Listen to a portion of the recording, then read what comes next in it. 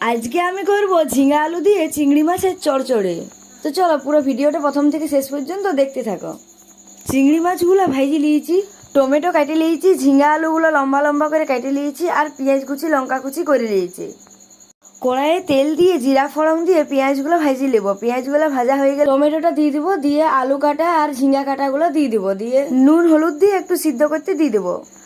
সিদ্ধ হতে থাকো তখনকে এদিকে নিয়ে নেবো জিরা গুঁড়া, লঙ্কা গুঁড়া আর মিট মশলা।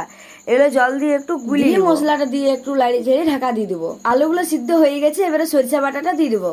সরিষা বাটা দিয়ে বেশি কষবো না, জল ঢেলে দেবো। এরপর ভেজে রাখা চিংড়ি মাছগুলো দিয়ে দেবো।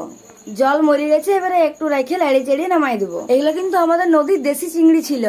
চলো আমাদের রান্না রেডি, এবারে গরম গরম পরিবেশন করো। ভিডিও ভালো লাগলে তোমরা জানোই কি করতে হয়, লাইক কমেন্ট শেয়ার আর সাবস্ক্রাইব। দেখা হচ্ছে কাল, ততক্ষণ সবাই ভালো থাকো, সুস্থ থাকো আর হেলদি খাবার। Thanks for watching.